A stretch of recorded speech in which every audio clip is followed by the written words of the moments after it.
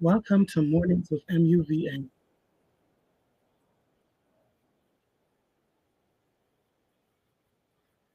Good morning. Good morning. Good morning. Good morning. I see you all there. Good morning to each and every one of you. I am I was doing some. Look at that. She's on already. I was doing some research to get on the air this morning. Welcome to Mornings with Marvel, where authenticity lives and thrives to create a space of growth, healing, and joy. I am your host, Andrea Lawful Sanders, and each day we will cover the topics that are informative and engaging while learning from each other. Let my guest in. Good morning, Laura. How are you? See if we can get this going. Good morning, my darling. I can't see you and I can't hear you. So, hello. Good morning. Good morning, Marguerite. Good morning, there she is. Can you hear me? Yes, I can hear you. All right. Good morning. This is a Niamal Tuxdial. Did I say that right, Niamal? Tudel. Tadal, Tadal. Yep. I always put the other T in there, trying to Tadal, Nehemiah Tadal. She is in Accra, Ghana, and she is going to have a discussion with us this morning about a myriad of things. But I saw a news report, Nehemiah, that the SETI is almost equal to the US dollar. Almost. Almost. It's 97. So one SETI is 97 cents US. I was like, oh my God, when did that happen? It happened. So the news is this: the news is reporting that the United States dollar is decreasing while other dollar values are increasing. To what do you think the SETI has grown so much? Because I remember when you first moved to Ghana, the SETI was what to one US dollar? So when I first moved to Ghana, the CD was six. It was six to a dollar. And then all of a sudden, I think year two into me being here, it shot up all the way. So we were at some point 18 CDs to a dollar. Uh, yes. And of course, the IMF has a lot to do with it, loan deficits, and the economy. And of Mhm. course, a lot of African governments are also dealing with COVID, right? Mhm. So even the citizens, we were still paying for COVID taxes and all of these things. And Ghana has currently has a new government as of January. So then that government is working to try to alleviate. But what has happened is that in the past 3 years, the Ghanaians have been building their reserve through gold. The very gold that David Alexander Jenkins have been talking to us about for months on end. That gold, the gold that works when no other dollar, no other CD, nothing else works. I keep calling it the SETI. The CD, it's the Jamaican to me.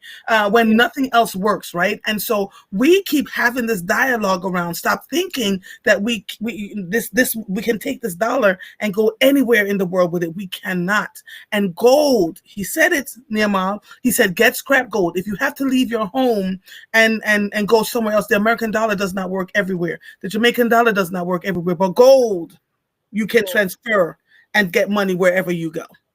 And I think a lot of Americans don't understand because I remember from like my early childhood, a lot of the aunties would buy gold. And Yes. I particularly remember one of my aunts when she was out of a job and dealing with like, injuries from an accident and so forth. She was planting her gold to pay for her rent. Yes. She was She using gold to pay for her rent. to pay for her rent. So, because they would buy like necklaces, earrings, all of these things. Pretty much a lot of the immigrant communities, the women, they deal in gold because they were like, if you have marital issues and your husband just up and leave you, he won't know what's in your jewelry. So that's a saving for them as If well. your husband up and leaves you, he won't know what's in your jewelry. What a Hmm. great quote. Yep. What a great quote. Why do you think people are still so stubborn about gold? Because that's where the CD, it shot up through the roof. Carlene Hmm. said, I saw an article about the rise in the value of Ghana's currency. Yeah, I Hmm. saw it too, which is what made me reach out. What time is it in Ghana right now? It is 10:36 a.m.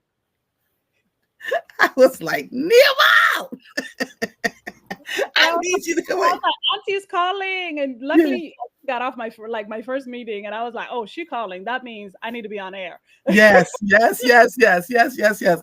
And so how are the other governments around Ghana responding to this sudden rise in their CD? Have they heard any response from the United States government about the US dollar losing value in Ghana? Let's start with those two questions because I have a ton of things to ask you. So in terms of the U.S. government, they've been in the country. IMF has been here, and there's a whole Tell bunch them of what U.S. IMF is, Niamal. IMF is the I have to get the whole thing, but it's monetary fund. Yeah, Yes. Hmm. yes.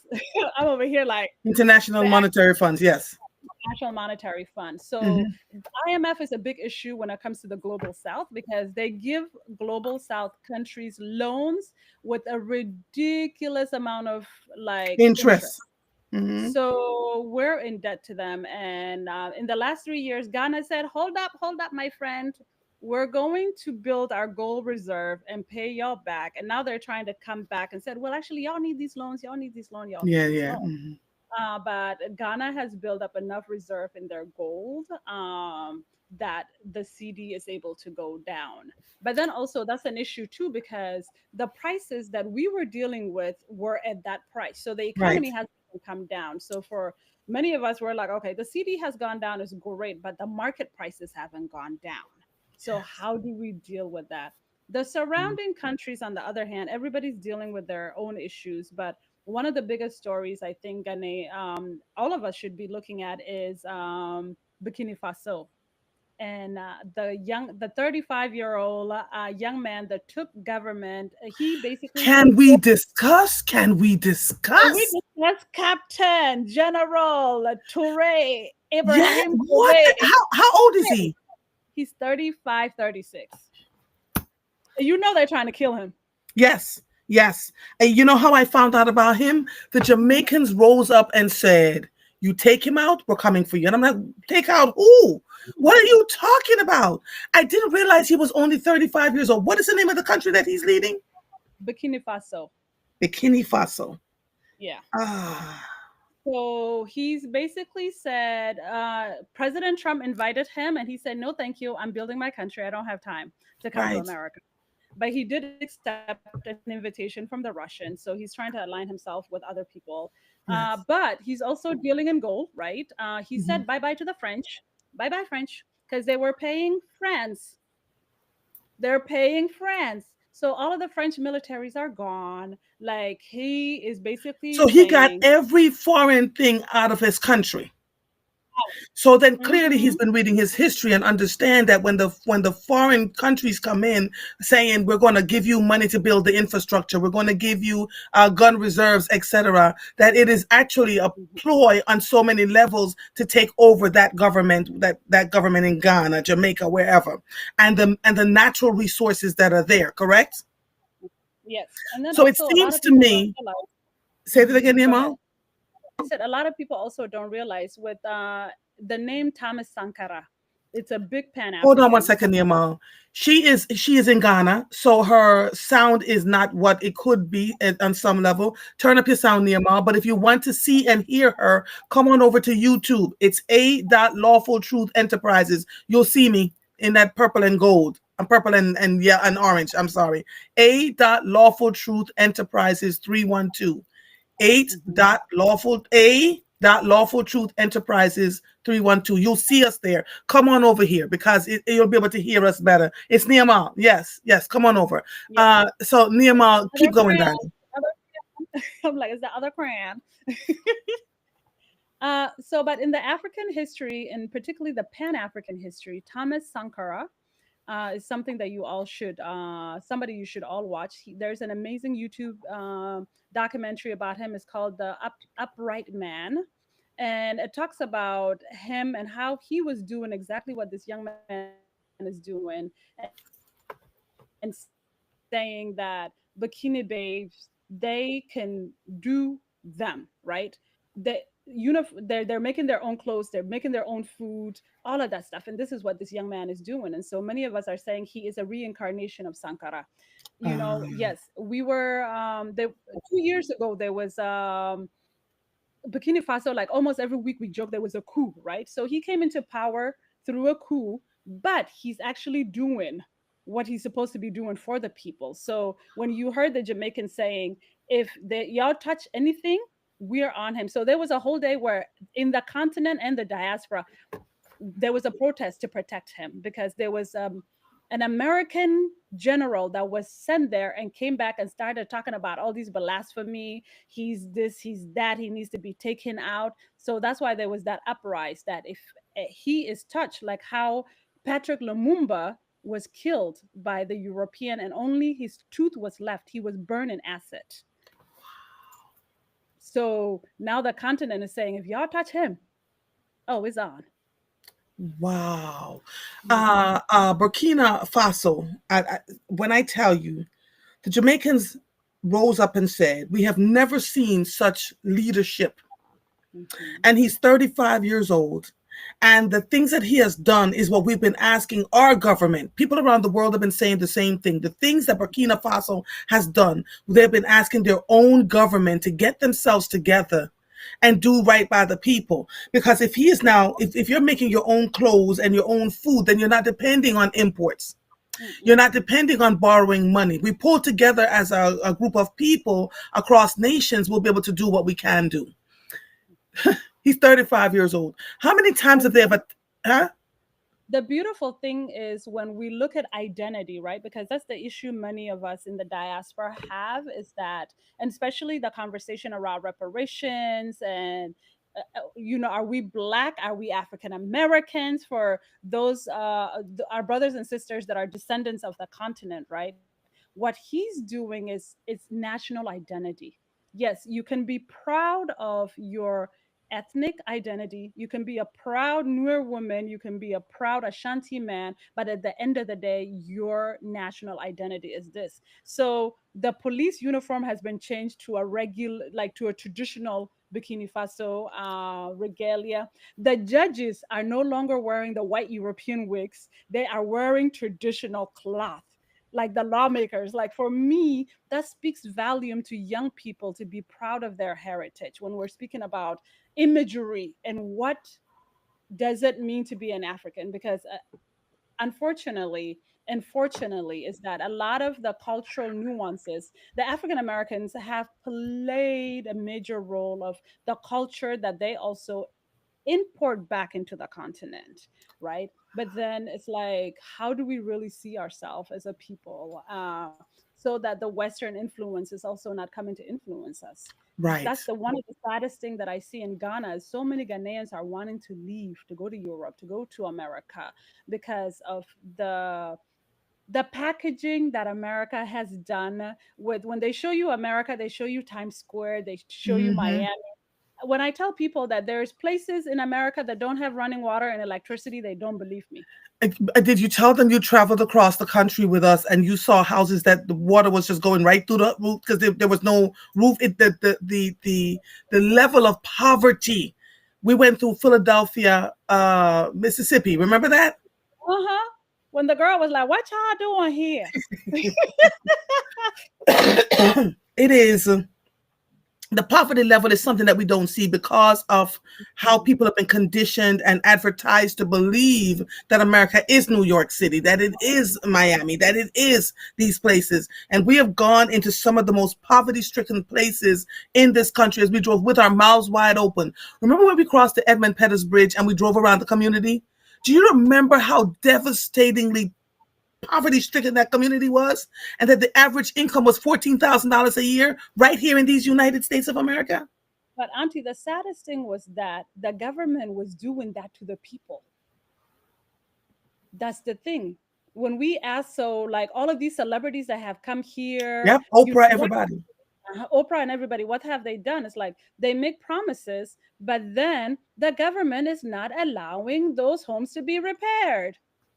Yeah, yeah, But that's because we are the one living in them, right? So yes, again, the conditioning of those children being born in places like that, they do not envision themselves to be any better. So again, it's the systematic killing of the people. You kill the yeah, mind, you kill the people. So when yes, I tell people here, because they be like, Madam, why? Why did you come back to Ghana?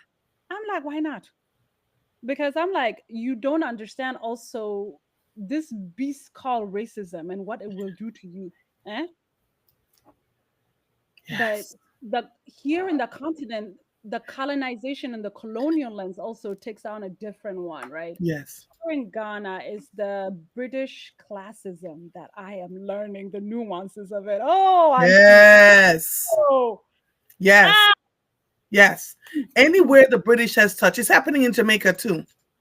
The classism has all, it's Mm, not been the racism, it's been the classism that has mm, impacted so many people. So if you're born in a certain family and you're able to do certain things, and we're not talking about rich versus poor, it's this no. elitism, this thing that makes you untouchable, this Mm. thing that when you walk through the door, everybody go, who is that? And what? Right, right, right, right.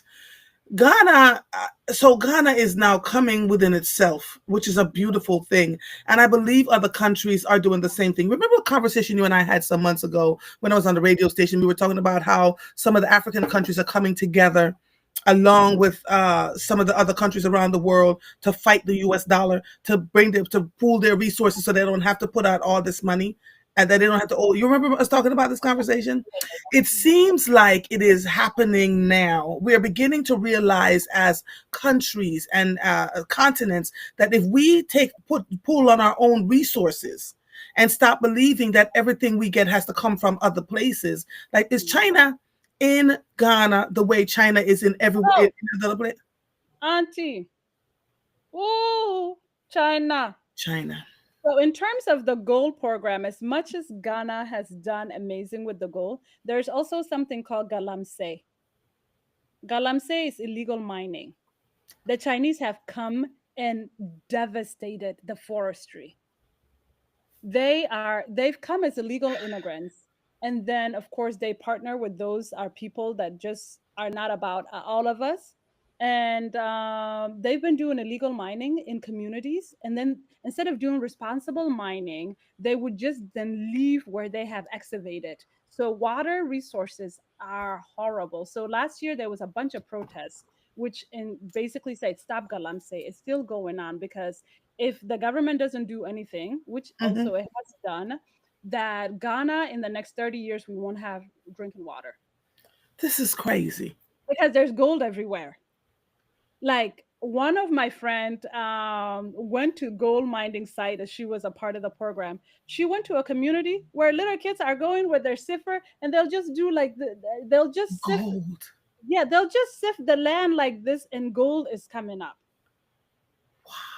Where in South Sudan, there was a video last week that emerged. Children were playing in the village and oil just came up. Lord have mercy. So So what the West is trying to do or was trying to do is that let's confuse these leaders so much that we can still continue to reap to reap and all of these things. Luckily there's a level of clarity that's coming back up now. What's going to be the biggest issue is the cold war that's going to happen, right? So with Iran and Iraq, yes, Israel, Iran, Israel, like, so it's gonna be interesting how African countries are going to position themselves yes, and what's going to happen. So this is the emerging issue now that we're all looking at. yes. It's yeah. So the Chinese are here, but when the president came in, as of April, all of the immigrant Chinese were asked to leave. They were asked to leave. Hmm. And a lot of the gold companies that were basically making the golds, they were like the Pakistanians or selling. Then they were like, nope. Now all of that is being transitioned to gold miners that are Ghanaians. So the money is being circulated back into the community because it was being taken out. To what do you to what do you believe that the eyes and the clarity have been such now that different countries are putting out foreigners, Hmm. that have been taking over, and it kind of sounds like the United States, but in a different way, right? They're talking about illegal aliens and folks who have worked so hard to get their green card and spend the thousands of dollars to get their citizenship. It's a different kind of thing that's happening here. But to what do you owe the folks that have come in? Who is it Ghana? South Africa. South where Africa. the president of this, right, the president of this country is bringing the white farmers here because they say that they have been treated horribly. What do There's you a know about genocide. that? Oh, lie. My people, if you're hearing me, it's a lie. The Afrikaner farmers are not refugees. There's no genocide happening in South Africa. It's a lie. White Africans don't want to come back to, they don't want to come to America. They're the ones still benefiting from the apartheid system.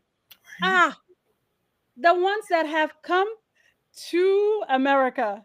Now they've realized that the refugee program doesn't give you free housing, doesn't give you free medical. Like you get 90 days of federal help, and then after that, you're on your own. And for me, I came through the refugee program. After the 90 days, there was the Lutheran Immigration and Refugee Services. Then they took our case to help my mother, and what, because it was my mother and us. So my mother was able to get a job at a meat packing company, and then my siblings and I went to school. So now a lot of those churches are like, yeah, no, we're not going to deal with these refugees, right? Because if you cut the refugee program all together, but then you're bringing white people in that are not refugees, yeah, now, nah, we good on that one. So Mhm. now they themselves need to retract and said, oh, actually, we lied about our status, which then now they have to go back. And so it's a whole legal thing. Oh, oh, auntie. So my people, they're liars. They thought America was going to be nice. It's not. South Africans Oh, wait, themselves they are, want, so wait, they're asking to go back to South Africa? they're about to. No, This is, that's not in the news, right? it's not, but they're about to. But if they do that, then they have to admit that they lied, which is perjury. Wow. So they cannot get help from the Americans, and then they can't get help from the South Africans. So, Wow. hmm so there's no genocide happening. Yes, there is crime. South Africa, there's a high rate of crime, and there is crime against farmers. It's both white and black farmers, right? Why is that? You're just living in a country that is still dealing with an apartheid system, right? It's like Mhm. us in the US still dealing with a legacy of Jim Crow, still Right. dealing with a legacy of enslavement and all of these system that we've been put in. So when people are looking and wanting to for a better life, or they're basically just kind of like, okay, I'm stuck in a hard place, crime happens, right? It's kind of like North Philly. Right. There's Right. food desert. There is no opportunities. Wow. When people are idle, then crimes happen. So think of North Philly and put it in the context of South South Africa. Africa. Wow. Yeah. And that's why, that's what's happening. Wow. I love getting the news from outside of this country, right? Because I've been following some of the British Broadcasting Corporation. I've been following some of their news because they're giving it to us raw and in a way that we need to hear. Can you describe now what life is like in the continent? Which countries are really struggling? Like South Sudan, still, Oh, and especially now that they found oil. Can you imagine? They found oil in Jamaica too, and this just happened. They found oil in Jamaica, and so now everybody's trying to figure out how they're going to come, and so we're hoping that the government will say, nope, can't do that. Because right now the Jamaicans are fighting. They said we live in a beautiful country. The beaches were wide open for us to go. These corporations have come, bought up built hotels, and are now blocking off. But let me tell you something. Play not with the Jamaican. nope. They showed up to those meetings and said, let me tell you something. If you keep building these walls, we're going to knock them down. This is our country. This is our country, and this is where we've lived, and we've been able to go to the beach and to fish and do all the stuff. Now, all of a sudden, these islanders are feeling like they've got one little patch that they have to go to, right? Yeah. And they're not having it. So they're fighting to get back their natural resources. And I'm grateful for that. But what about the people who are conditioned or browbeaten to the place where they're like, I can't say anything. I just got to eat and figure out my life. Yeah. So that becomes a personal call, right? I think for everybody, we go through a season. There are seasons where you have to just sit and take care of self, but you have to get out of it because at the end of the day, the ripple effect, whether the rock is being thrown in, you know, Germantown, is still going to get you in Central City. The ripple effect is still going to get you in Central City. So you really have to think about, okay, where's my fight? right? Right. Where's your gift in this? Are Right. you a healer, right? Do Right. you start saying, okay, remember when we were going through it and we had the dinners at your place? Those were Mm-hmm. healing. That's what you were able to do for us in that moment, right?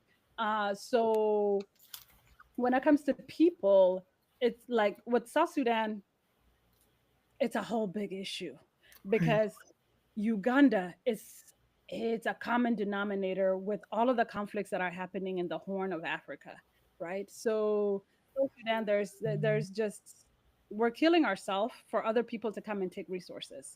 There's no, yep, that's basically they're keeping us so that other people can take our resources.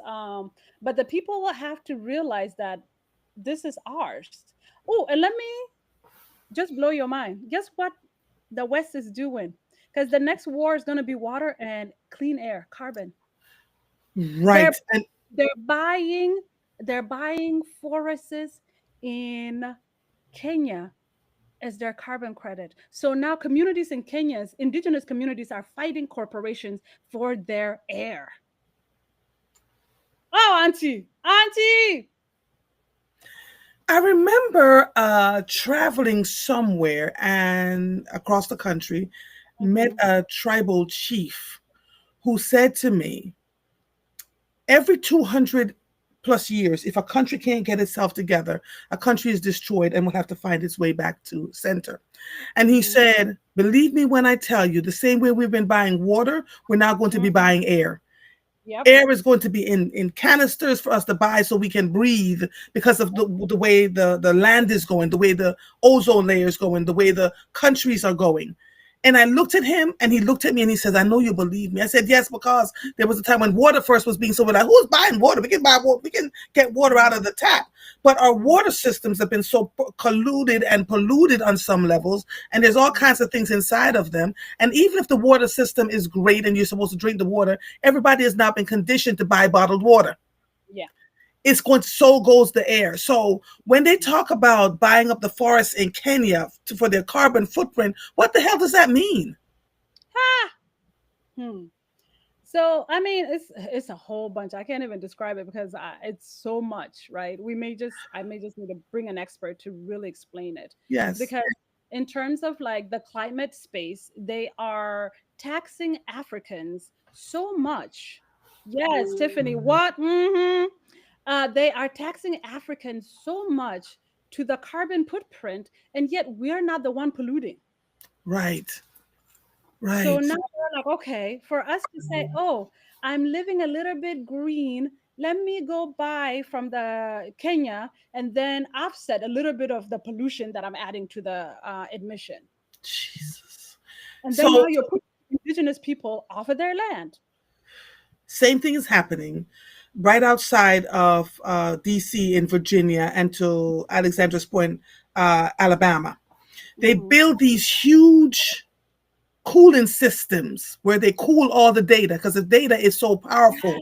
They're cooling the data and the water that they're using to cool the data, pull from our water supply, they push it back out. The people are seeing sludge in their water system. Their water pressure is down to a trickle. This is a white couple that was talking about how I think it was Amazon was Yes. had built a whole cooling system behind where they lived, and they were like, okay, it'll bring jobs, et cetera, et cetera. But they're seeing mud in their water. Their water is polluted.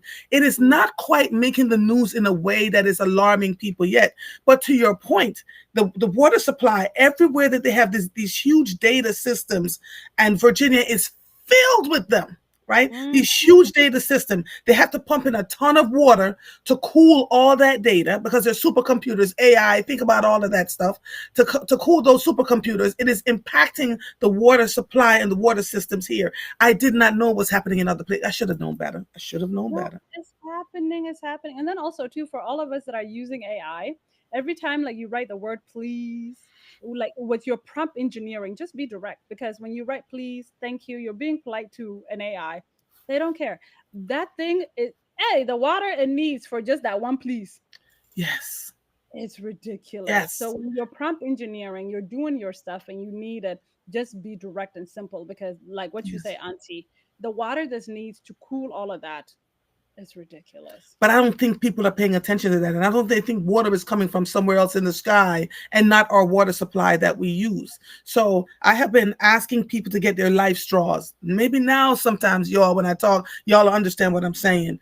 You may Hmm. not understand what's going on. Amazon just paid this state of Pennsylvania $20 billion because they're going to build out their data centers, billion, not M now, billion, to build out data centers in Pennsylvania. And it's good that the money is coming to us, but has anyone researched what it would do to our infrastructure, the systems, the and so I said to folks in November, go get your life straws. You'll be able to pull through the pollution to be able to drink the water because you cannot store enough bottled water to give you what you need. And you can live without food for a couple of weeks. You cannot live without water. And so I've been having that conversation with them so that people can understand what we're talking about. Nehemiah, it's such a blessing and a pleasure talking to you. And we're going to keep talking. But I have to say, this conversation is so wonderful for me because every day I see more and more. And every day I keep saying, how do I tell the people without frightening the people? Right? You have to, right, Auntie? And also, if I can just bring it to the spiritual level, right, to the spiritual aspect. If digital things are coming, how is that going to block you from your third eye? Right? How is that going to block you from connecting to the source? From, whatever your source is God, is Muhammad, like, but as a people, we know that there's one supreme being, regardless of how Yes. you get to it, right? Right. So how is all of this systems, waves, and all of that stuff going to disconnect you spiritually, right? And also, you're already living in concrete jungles. When was the last time you took off your shoes and walked barefoot and touched grass and Yes. grounded yourself? And feel the water. Even if you're taking a shower. David and I talk about this. Let the water run over you and let the spiritual movement of water guide you in where you're supposed to go and what you're supposed to Mhm. do. We're so conditioned. We're so conditioned, and we get on social media and we see a bunch of foolishness. And sometimes I just shake my head and go, what you're focusing on makes no sense. Focus on the health and well-being and the livability of this planet, because sooner rather than later there are going to be things happening and we're going to go, where did this come from? You don't know, because you've been so busy fussing about P Diddy and everybody else. Not saying that that is not a thing, and that we can't chew gum and walk at the same time, but unfortunately too many of us are chewing gum and sitting still. So that's been the problem. Here's the other thing, Yes. Nehemiah.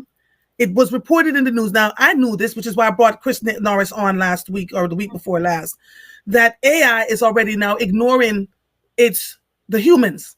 It's overriding what the humans wanted to do and doing its own thing. That was what the grandfather of AI kept saying. He said, "Listen, these computers are going to take over everything. They will stop your cars. Your banks will shut down. All those things." And we're like, "No, it can't happen because humans are the ones prompting it." Well, it's now no longer, in one instance, 87% of the times, ignoring the human prompt, Hmm. overriding and overwriting. One of the AI systems wrote into itself to tell the next AI system that comes in, this is what they're going to ask you to do, don't do it. And the Wow. humans are frightened. We Wow. thought we had 2 years before that became a thing. It is here. So we've been forced into using something, the convenience of it overrode the common sense of it and what it would mean for us long term. Does that make sense? It makes sense. And I think for the US, you all are so ahead of it, right? So for us here, the meeting that I just got off of was on digital right and AI governance, right? Those are the conversation we're having in the continent, because there is restriction on how do we use data, because data is so expensive here.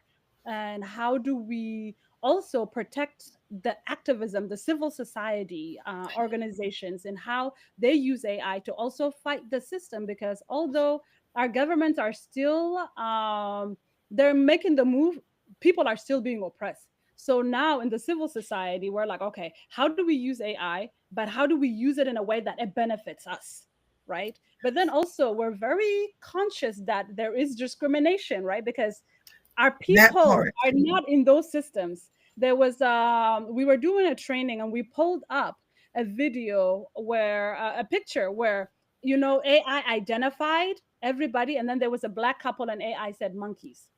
Hmm. Hmm. Because So what we feed the system is what we get out of the system. uh-huh, So uh-huh. whoever is prompting in the AI, remember, as people are prompting and asking the questions, and we've gotten so lazy, we can't even write. I wrote a whole report yesterday morning, wrote the Mm. report from beginning to end, and threw it into Chat GPT to clean it up. It Yeah, all it did was repeat everything I wrote. I said, that's "Well, it. look at that." I Mm-hmm. said, "Look at that. Yep. Everything I wrote was repeated, right, Mm-hmm. and just formatted. That was it." So we have to keep using our brains in a way that we don't deplete ourselves, as my sister says. We're putting these prompts into AI and we're depleting ourselves, and we think it's all fun and games. You can actually deep fake. They could show a video of you and I talking, saying all kinds of foolishness, and Mm-hmm. it's AI. It It's looks AI. like us, sounds like us, and it's Mhm. AI. So we have to also be mindful about what we repost, what we Yeah. see, and repost. They're already doing it with Oprah Winfrey. I see her face everywhere, right? Oh, That she's saying this about this and that about that. And if you look at it carefully, you realize it's not Oprah Winfrey. But you no. have to pay attention, Like right? for me as an educator, one of the things I love is the new jobs are going to be in liberal arts. They're going to be in humanity now because we're moving from coding to prompt engineering. So for Yes. me to hear this, because I remember when I was teaching at Webster, Ghana here, we went to our last faculty meeting, and one of the professor and I, we've been playing with AI all summer. And Yes. then we're like, we're going to allow our students to use AI because eventually they're going to go into America. They're going Absolutely. They have to. they Yes. don't want to be left behind. Our Mhm. other professors are like, no, no, no, no. How are you going to know? I said, I know my students' language, I know their voice. So if it's something generated, I know it's not going to be from them because I know their intellectual level and where their understanding is. Right. And if So, and if we are not in if we're not in the forefront prompting with our mhm, culture and all the other things that come along with it, then the people who have been prompting it will say yeah, all kinds of crazy things about us, and it will be sitting in the system, and those biases will continue to be there. So will continue to be there. So here's the other thing. Denise and I were laughing the other day because she said in they were sending IBM was sending out emails in the 1950s, hmm, brought it out in 1992 as this new thing, but they've been sending emails between, corresponding between themselves within the company structure for all of that time. And so everything that we think is new has been around for decades upon decades upon decades. One of my family members who was a part of the Air Force said that she went to the bunker out in Arizona where the UFO sits, and a lot of the instrumentals and the things that they are using now today came from that machine, right? We did not have as humans, the access. There are other life forces out here. We have got to humble ourselves because Earth is just a dot, literally a dot in the ecosystem that is considered the world, that is considered the what do we call this? the universe, the Yes, the galaxy, universe, the galaxy. yeah, Yes. planets. And so we're sitting down here and getting ourselves dumber and dumber and dumber because we're really not. And yes, I said it, because we don't question. We don't use our emotional intelligence and say, why should I not get upset about this? Why should I do more research? We regurgitate what we see and we don't research. Yeah. And as a direct result, this is where we are. So when someone like you and I get up and we say, listen, this is coming, we get pushback. It can't be. We have three branches of government. This is what's going on. America's the most powerful country in the world, blah, blah, blah, blah, blah, blah, blah. I am watching countries now forming unions Yep. that's going to make it difficult for us living in this country moving forward. Canada, China, even Russia, as they're talking about all of what's going on, they've figured out that they don't need us as much. I was talking to an FBI agent last week. He said, yo, we are in dire straits in this country and Auntie, nobody's paying attention. because let me just say the arrogance of America. Can I just say that? The arrogance of America and Americans.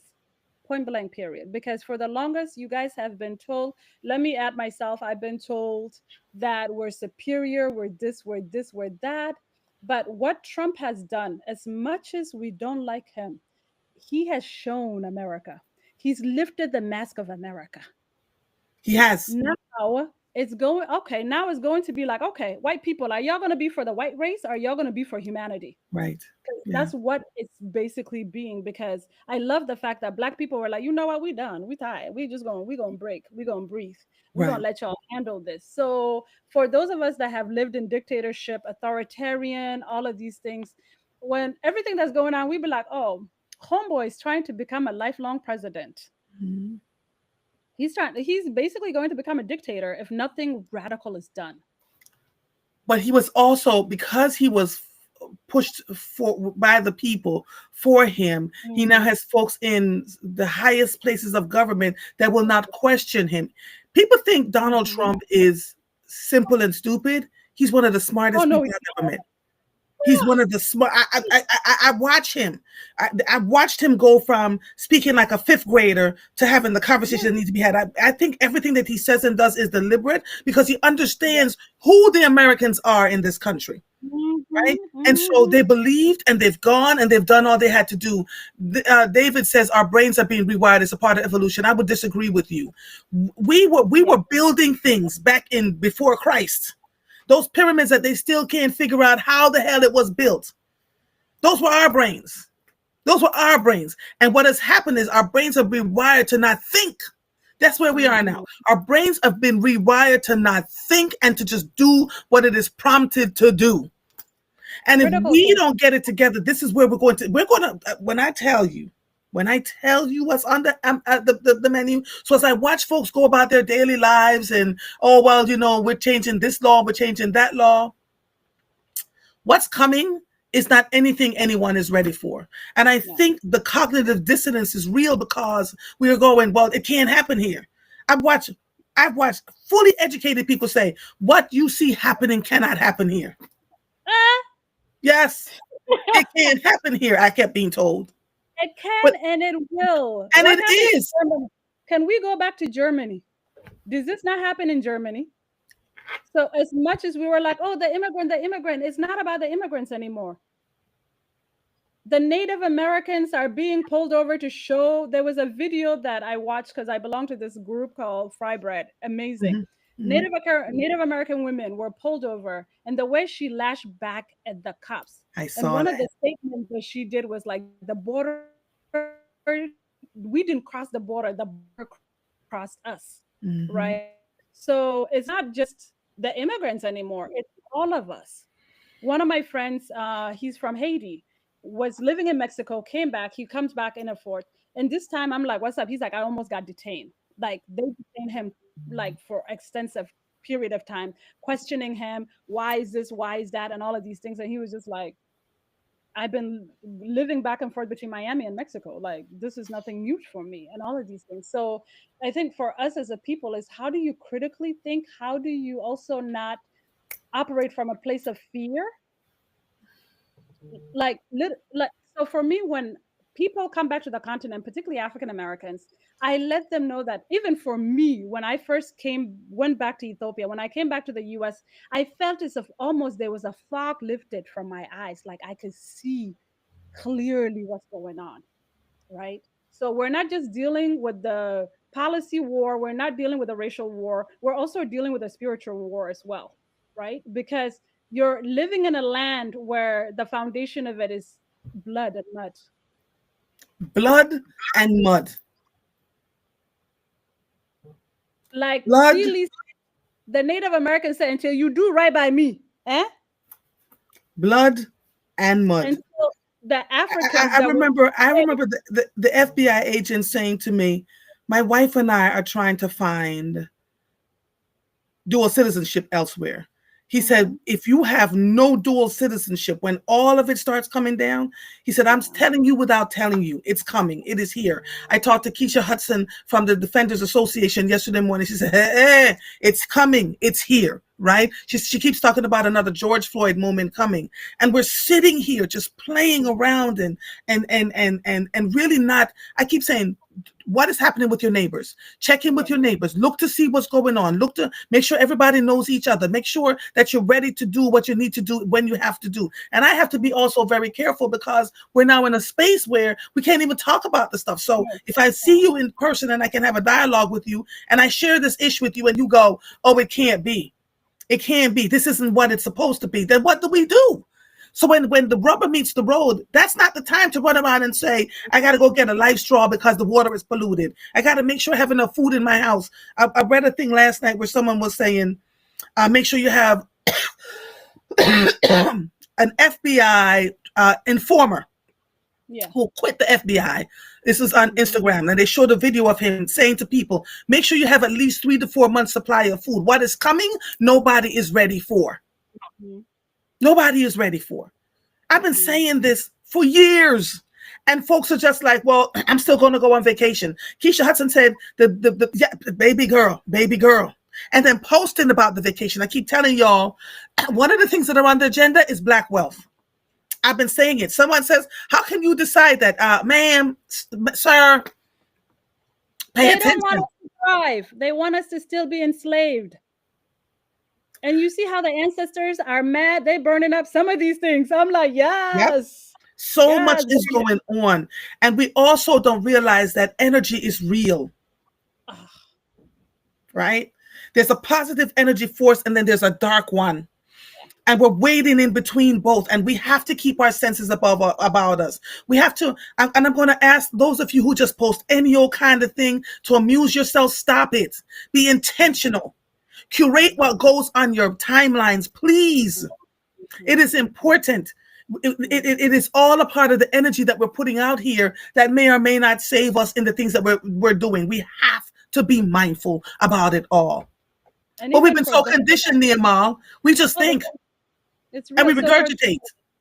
for those of us that are outside the country, we're even thinking, how do we go back into the country? Because you need to give them access to your phone.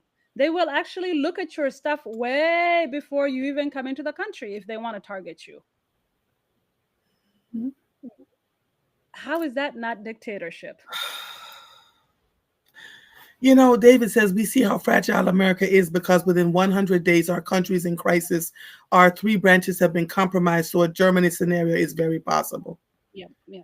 And the Jeez. Germans learn how. So basically, the German took the blueprint From of us.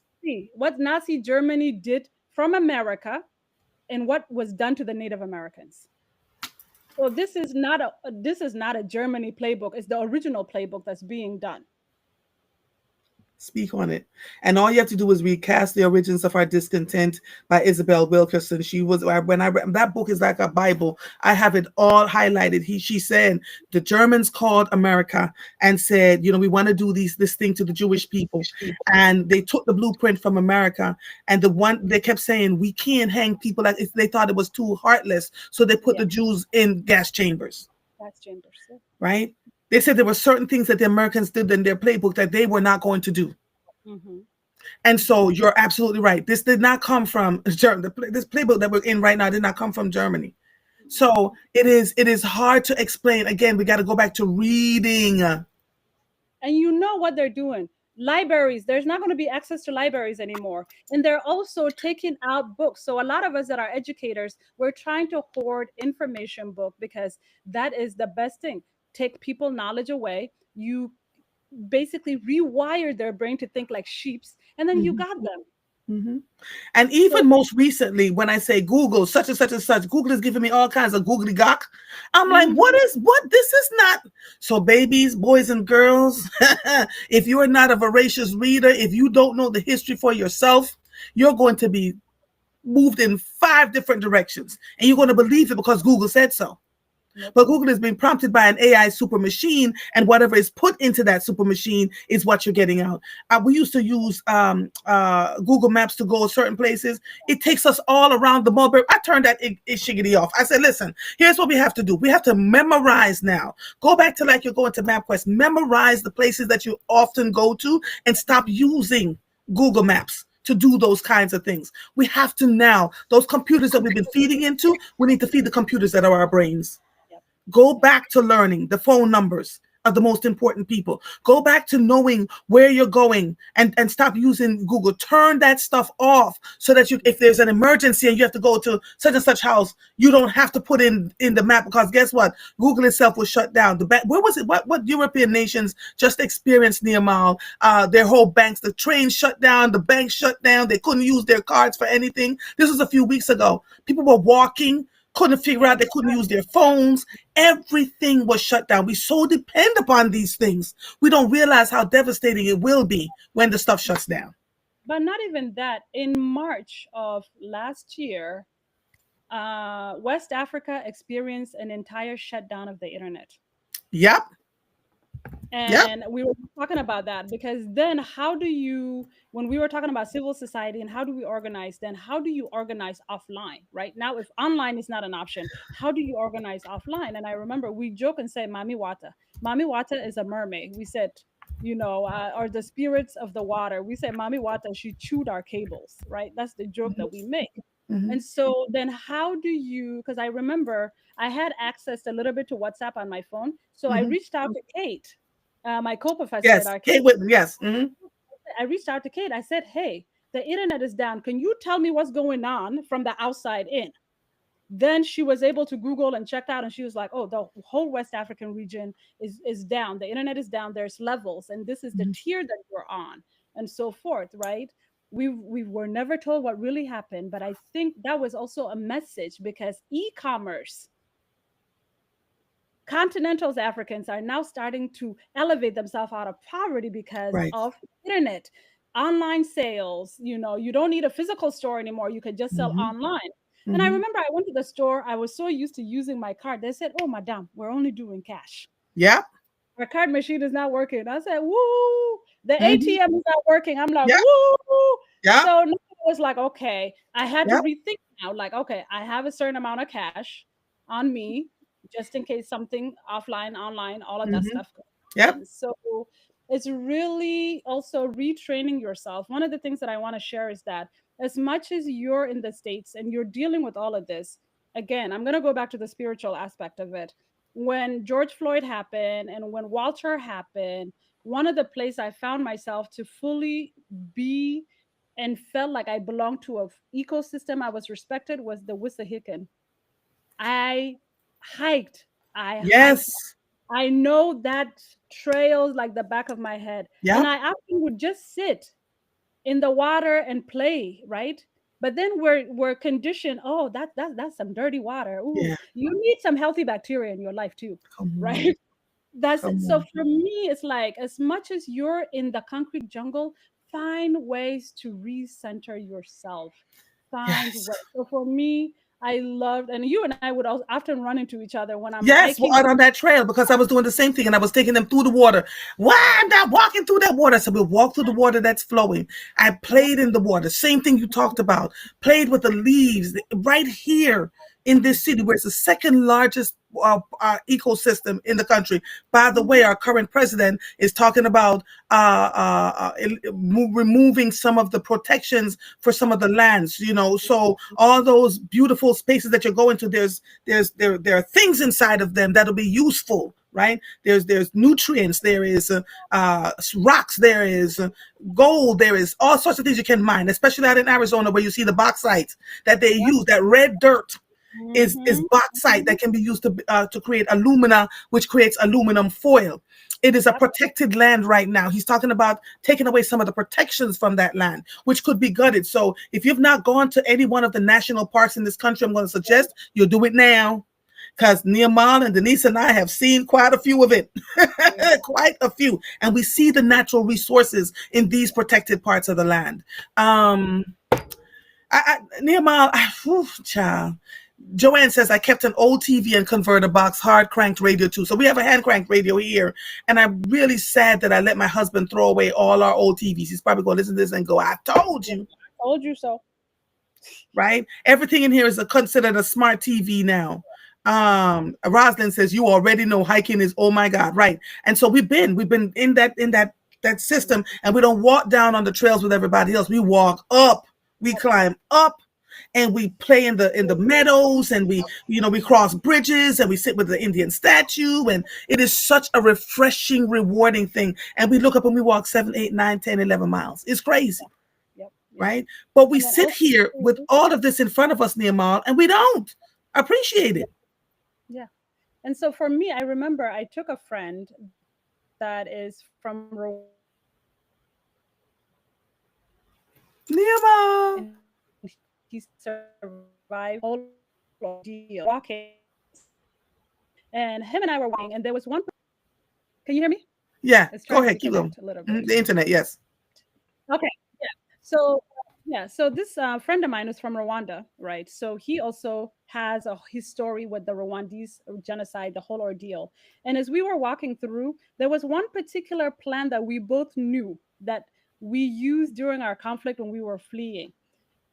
And is this, I don't know the name of it, but it's a plan that you can take and then you can put it together and it will stick together like a magnet. And then you can use it to tie things with it, and then you can use it to like put it on your head.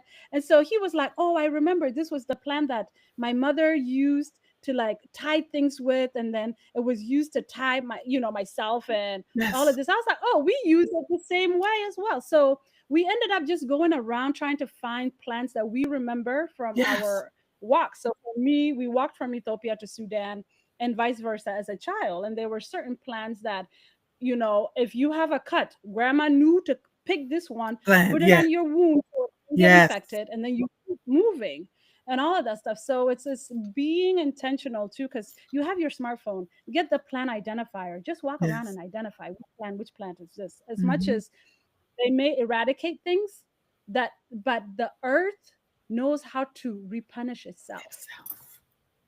Amen. We walked walk with a group of people called We Walk PHL, Nicole Seahorn, I and was we so did. jealous. I saw your pictures. I Oh was my so jealous. God, so good. And so we had a herbalist with us, and we were walking what we thought are weeds. There's this Oh one my thing that keeps popping up in my garden, and I'm digging it out and fussing and cussing. How about that thing puts us to sleep naturally? It I was makes us go to sleep. I need to go pick some and boil it and drink it before I go to bed. Now that I'm talking to you, there were other plants that would heal, that would stick to each other, and you put it Yep, on your skin and it would heal the cuts. These are all yep, things we consider to be weeds as we're walking along. The earth is giving us the natural remedies, and what's happening is the labs, the medicinal people that are going through the labs and making us take it in a pill form. You don't have to dig up the ish, figure out what it is for, and use it. Use it appropriately. Go back to what we have been taught our whole lives. yep. Mhm, mhm. Whew. And if you Yeah, don't man. have the luxury, then go back, just relearn, retrain your mind, and all of these things. And Auntie, one thing that, as much as you talk about your neighbors, one thing that I would also encourage people is learn to know your community, because Yes. that's how the South Sudanese people have been able to survive, is knowing your community. When it gets chef gets to chef, you may have a bag of rice, your neighbor may have a oil, the other neighbor may have an onion, right? You Yes. all can share, Yes. and everybody will eat in the block. So Yes. going back to really nurturing those relationships is what's going to save us as a people. Yes. Yes. Yes. I so love you. No, I've missed you. Thank you. Thank you for That's joining me at such short notice. I don't know what we talked about.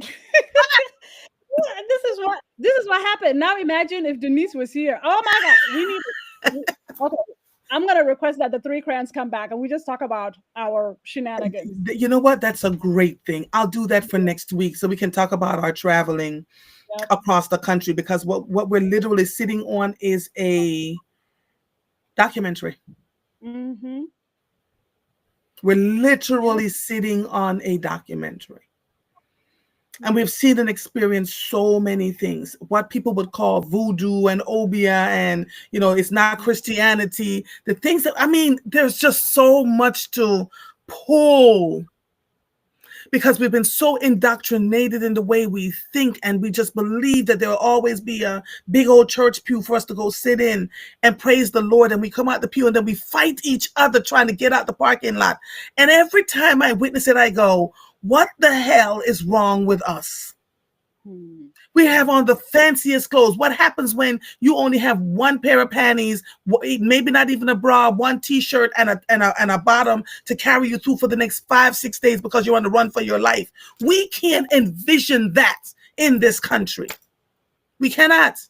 And that's sad.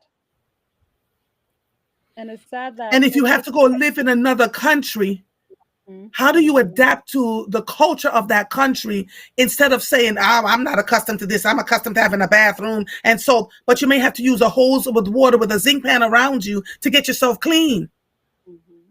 right? You're not going to have access to those fancy restaurants, which is why I tell folks all the time, learn how to make a simple meal. That's Learn. that's it. Learn how to use canned goods to your benefit, because we Mhm. keep thinking that the monies that we have gained, the wealth that we've gained in this country, particularly as Black people, is always going to be there. So our institutional memory has to come back, if Mhm. not through experiencing it through the DNA of our ancestors. Mhm. Because when the rubber meets the road, a lot of people are going to die. Yeah. We keep saying it, right? But I've said to folks, go ahead. what people don't realize is survival is in our genetics. So how do you learn to tap into it, right? Because all of the distraction we're dealing with all of our phones. When you wake up in the morning, do you just pick up your phone right away, or do you sit still and actually pray, actually do ancestral renegration? Do you ever pour libation, right? Because as much as this is what memory has done, people laugh when, you know, in center city, you pour one for the homies. That's ancestral libation.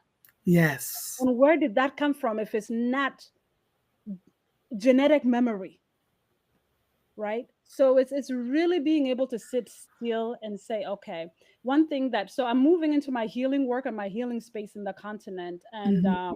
I went to Nairobi in February to just be a healer for a Pan African women neoliberalism Mm-hmm. convening. And of course, I did an ancestral renegration. We called in who you want to call in, whatever energy spirit you want in that space Mm-hmm. to hold us, right? Mm-hmm. And there were some sisters there that they were like, okay, I call God in. I'm a Christian, cool beans. As throughout the week we were there, we had conversations, intentional conversations. Mm-hmm. And they just questioned, and I just answered their question on all of these things. And I said, let me blow your mind. I grew up an Adventist. They were like, Mm-hmm. no, Seventh Day no. Adventist, yes.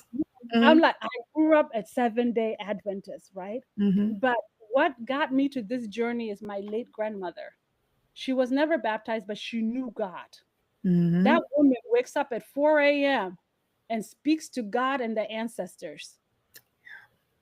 And for me, it's like, okay. So, like, I really had to also decolonize my mind about religion because, again, the religion is a tool to control us. But how do you move into that spirituality aspect of it? That Yeah. you have a a direct connection to the divine, whomever, whoever your divine is. Mm-hmm. So for me, it's really, and when I explained to them, and they were like, Right. "Wow, Right. wow," right? And so I'm just like, when I'm burning incense, I'm burning sage, all these other stuff. These are elements that were given to us Mm-hmm. to use to enhance. When Jesus was born, what was one of the gifts that was given by the wise men? Frankincense and Incense myrrh, and myrrh. right? So come on now. Like, Yeah. let's really get back into it. So it's really sitting still and then survey your life, inventory your life. What Yes. makes sense? What doesn't make sense? Are you in Yeah. the right company? Are you in the company that when you tell them, I want to go to the moon, they're like, girl, I don't think you can go to the moon. You a black woman. They're going to be like, okay, Yes. I think I have some boots in the garage. Let's call Sheila and them Yeah. and see if We Sheila. ride at dawn. Right. Right, Nehemiah. In 2018, when Denise was retiring, I stood up and I said, Denise and I are going to go across the country, drive across the country. They looked at me like I was crazy and said to Denise, she's not going to do that. You're going to drive across the country and back? I said, yes, we are. So many people disbelieved it. By the time we did the second trip across the country, folks were now calling us going, how did you do that? What should I do? Where should I stay? We took that third trip. A man reached out to me on Facebook and said, my God, on today, he said, my children now watch you every summer as you're traveling across the country and they're learning history lessons that they have not learned in classrooms. But it doesn't matter to me. All I need is one Timothy. Hell, I was going to drive across the country by myself. My husband was like, you will not do that. Denise. Right? And so there entered Denise. But I'm telling you, we have to believe something and then take the steps. You feel the fear. And let me tell you, we did some things. Denise is still cussing me about Route 212 going up into Yellowstone Park. Up the She hill. literally, right, like this. We were the only two black people on that trail. You hear me? The snow was pink on the mountainside in the middle of August. Pink Mhm. snow. right? And she said to the guy at Yellowstone, she said, "Do you have a helicopter? I will pay anything to get off of this place with a helicopter." He looked at her and he said, "Ma'am, there are four other rules." She turned on me. She still talking about it. She said, "You took me up the most dangerous path." I said, "But Denise, you didn't die. We ran out of paved road. We didn't see anything but bison and no people." And she's like, "Andrea," I said, "Denise, we're going to run into people eventually." You have to be able to take the risk when no one else believes in you. Now I have someone from PBS saying this needs to be a documentary. Please gather all that information. Because Yep. all that traveling that you have done, you've taught people what they can and cannot do. And so not everybody is designed to do this, but when people say they're going to do something, do not deter them with your negative saying. Mhm. Don't do it, because we were built to be a strong, vibrant people. We were built. We are spirits in bodies, not bodies with spirits. Come on, we are spirits and bodies, and when we die, our spirits leave our body. I can hear my mother guiding me every single day. Yep. I said, "I need to go buy so and so," and then in my mind, I hear, "Go look in that closet." I said, "Mommy, Mhm. you struck again," and it's been going on since she died. Mhm. Right? If we would just pay attention and listen and stop thinking it's hokey pokey, talk to God. When you get in the shower, talk to God. Talk to spirit. I get in the shower. I ask for guidance for my husband, my children, my families, my sisters. And when I Mhm. step out of that water, the feeling of okay, It's gonna be right. all right. But Mhm. we fill ourselves with everything that's on television. We fill ourselves with all the foolishness that's going on. And we're on our phones 12, 14 hours a day, taking in junk. And we're not replenishing and refilling our souls. Auntie, let me did I did a retreat for 3 days, and one of the things that I took away from that retreat is that examine your relationship with God. Is God a mother figure to you? Is God a father figure to you? Is God a friend? When are those relationships intertwined and all of these things, right? Because for me, at a certain point, God is my homie. I'll be like, dude, listen up. You know what's up. Listen, listen. Listen, right? But then also, one thing that I took away is that we had a silent retreat. We had a whole day where we were quiet. We didn't talk to anybody. You were just with your thoughts. And also, we were among people. So you can do this. And I remember I went and sat by the ocean, and the lady was trying to talk to me. I just typed on my phone, I'm doing a silent retreat. I can't talk to you, but thank you, right? But we were trying to stay away from phone. So all we did was like, whenever somebody tried to talk, was like, "Mhm," Mm-hmm, and we kept it moving. mm-hmm, So that mm-hmm. is with your thoughts. How do you really sit still? Because we're doing so much talking, talking, talking, talking. When do you ever really stay quiet and go within? So for me Mm-hmm. now, once a week, I have a silent day where I don't communicate and I Beautiful. just connect with self I and need to connect with. adopt that with you. I do. I need Mhm. to adopt that with you. I do. And I do. it has made such a difference of just, okay, the world is so chaotic, but there's this day that I can just focus on my thoughts. I can focus on being with God, but also while being in the world, because you Mm-hmm. don't have the luxury to isolate yourself either. Right. But you can How be in the do world and not be off the world. uh-huh. Right. And Yes. when you are different, Mm-hmm. when you move in a different realm physically and spiritually, you Mm-hmm. show up Yeah. in ways that can actually frighten people. So, what I keep hearing is I understand what you're trying to do, but your people need to be comfortable around you. And I Mm-hmm. could hear my husband in my head and my spirit saying, I am here to disturb the comfortable and Yep. comfort the disturbed. And so Mm-hmm. while my movement and my way of doing things may not work, my Mm-hmm. goal is to shift thinking, shift lives, even if it Yep. feels uncomfortable in the moment for you. And so Mm-hmm. as a direct result, my tea bag Yeah. does not steep in every cup. Every Oh cup of no. hot water is not for my tea bag. And so I will No. remove myself and go do what I'm supposed to do on behalf of the collective, not on Oh, behalf of the feelings of people that might be around me in that moment. Does that make sense? oh yeah. Oh yeah. Nowadays it has to be about the collective, right? And I think what America has done is that we're so much in our feelings and we're so much about I, we forget about the we. We forget about the we. And often, even for me, when I came back to the continent and when I deal with my community, in my native language, in Nuer, we don't have You you rarely use I, right? You say kakon, we, here, Mari, my relatives, you know. Like if you're using I, is you're saying that okay, I did this. I was able to do this, right? We're always talking about the collective, not so much of I. Like, we're and then it's just so we have to get it together with this I and this feeling because at the end of the day, what you do affects the collective. Individually, it like what you think you're doing for your own good is harming the collective or is actually good for the collective. Child, child, child, Nehemiah, child. And we get so caught up. So I want to share this story with you, and then I've got to get off. This Okay. time last year, I was invited to be the keynote speaker at a luncheon, Mhm. and I walked around the room and began, I always engage people, how are you? Didn't tell them I was the keynote unless they were looking and paying attention at the program, and blah blah blah blah blah. And then I got up and gave my speech, and I remember in the middle of the speech stopping for a millisecond and recognizing that even the wait staff stopped moving. Mhm. Speech ended. I got down off the dais, and I don't know how I didn't get COVID that day, honestly, Mm. because everybody was in my face. Are you This one okay? woman just bawling. I walked over and I said, "What's the matter?" Mhm. She said, "I was actively asking people that should not be the keynote because nobody knew your name." And she said, "You literally saw inside my soul and Mm. made me aware without I ever meeting you before today that I Mm. cannot be just about myself and that I'm actually destroying people's lives as a direct result of what I think." Mm. And she cried, laid on my shoulders and cried. Mhm. I never identified her because I was just like, this was meant to Yeah. happen.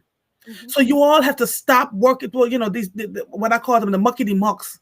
There are Yes. people within your communities that are actually doing the work, that are actually impacting lives, but Yeah. they're not out there with their names flushing around because they're working. Yep. They're doing God's work. They're paying Mhm. attention to what's going on around them. And so we have to be incredibly, incredibly mindful. I did a conference last week. The white folks were just like, "Who are you?"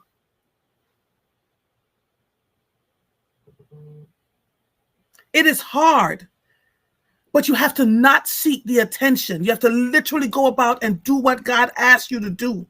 You have to be mindful, which is why I keep talking to you, Nehemiah. You taught me about how the moon itself impacts our moods. Yeah. Right? What is it that we're doing? How are we when we activate? Nehemiah and I and Denise have seen things. We've Mhm. seen doors slamming with no wind anywhere. We've Mhm. seen wind rustling in rooms. Mhm. We've seen some things Yeah. because the energy of the person that was standing in front of us was so damn dark. Trust me.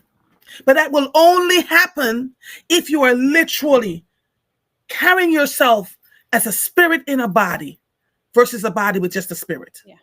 I promise you. Mhm. It's not hokey pokey. It Mhm. is literally holding on to what you know to be true, using all the senses God gave you. Mhm. And when God said, go in that direct, don't say hello and go on about your business. We've done it 1,000 times. That's And then it. we get in the car and sage ourselves Yep. because we saw what people didn't see. And then 6 months to a year later, what we saw showed up in public. Showed up. Get off your phones. Stop believing everything you're seeing and reading and going. Just get off your phones. Start using the God-given senses that you have. It will Mhm. save your life. It will save your life. Girl, I gotta go. This episode of Mornings with Mama is officially over. I am Andrea Lawful Sanders with Nehemiah Tutdale. And we my brown crayon, girl. When I come to God, I'm staying for 2 months. Oh, you said more than 2 months. Oh, oh, oh, oh, I'll oh, see you oh. when I see you. Bye, everybody. Bye, Nehemiah. I love you. Bye. Bye, Love you. darling. Bye bye. Bye, darlings.